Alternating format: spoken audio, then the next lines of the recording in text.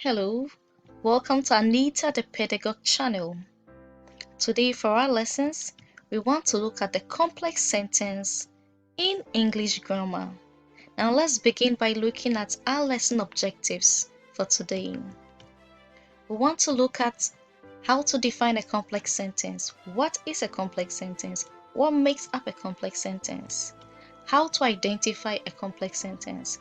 How would you be able to identify a complex sentence in a paragraph or in a speech, and how to form a complex sentence on our own. Now let's begin with defining the complex sentence. Defining a complex sentence. Now there are two main ways by which you can identify a complex sentence. So one, it consists of two or more clauses linked to each other by subordinates or conjunctions, others call them connectors. Examples are since, that, because, if, after, when, as soon as, although, unless, in order that, while, which, after, etc. So there are so many examples of subordinates or conjunctions. These are just a few of them. So let us take note that a complex sentence consists of two or more clauses. One clause cannot be a complex sentence. It has to be two or more clauses. And these two clauses must be linked to each other by subordinates or conjunctions. Two, it also consists of one independent clause. The independent clause is also sometimes referred to as the main clause or a simple sentence, and one or more subordinate clauses.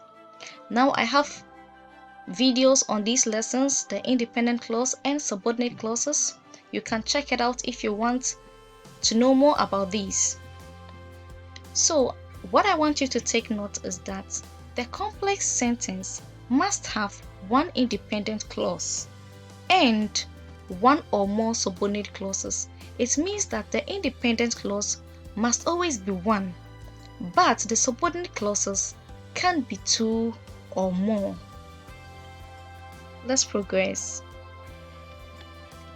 In identifying a complex sentence, always remember that it consists of one independent clause and one or more subordinate clauses, and the clauses are linked to each other by subordinates or conjunctions. Now let's take an example. Our first example is, before the president arrived, the ministers were conversing. Now in this sentence, we have two clauses. The first one is before the president arrived, and the second clause is the ministers were conversing. Now, which one is the independent clause? Because we must always have one independent clause. So in this sentence, the part of the sentence that make a complete meaning on its own and can stand on its own is the ministers were conversing, and that is the independent clause.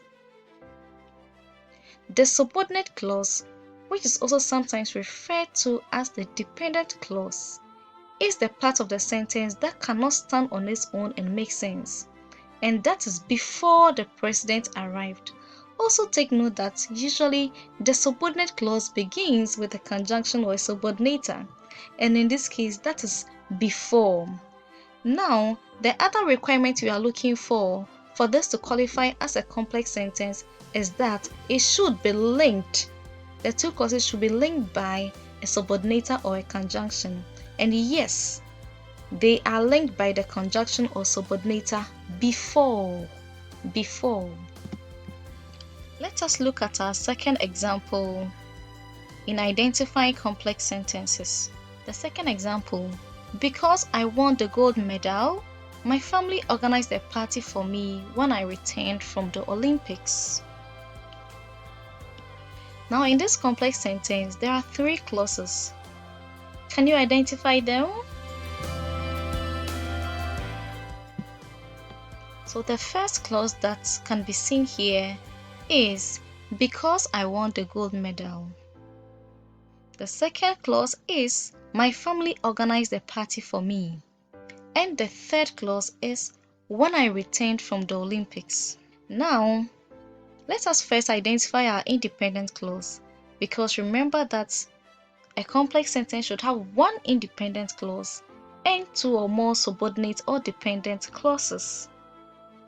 So here the independent clause is my family organized a party for me. This is the independent clause because it can make complete meaning on its own.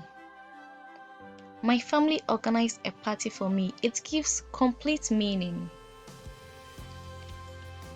Now the two dependent clauses are because I won the gold medal and when I returned from the Olympics.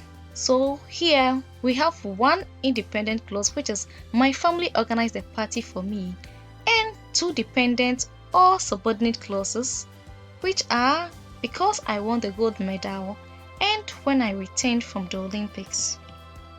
Now the two clauses are joined together by the conjunctions or subordinators because and when. So always take note of this, that these clauses in complex sentences must be joined together by conjunctions, also called subordinators. Now let us move on and look at forming complex sentences. So I have a table for you. We are going to look at how we can link the sentences and the subordinators in them to form complex sentences. In the tables below, we have simple sentences, also known as main or independent clauses, in the first and the second box, and we have subordinators or conjunctions and relative pronouns, which are also some forms of subordinators, in our last box. So let's go through the sentences. She cannot move in. You should visit the head teacher. The party had to be cancelled. Hockey and ice hockey are majority sports in this country. Our second box, Audrey leaves her room. You are late. The weather was so bad. In Ghana, they are much less popular. And for our subordinators or conjunctions, we have since, because, until, when, who, what, which, as soon as, although, if, that. So what I want you to do is to try and put these together to form complex sentences. So we have some simple sentences and we have some subordinators. We want to put them together to form complex sentences.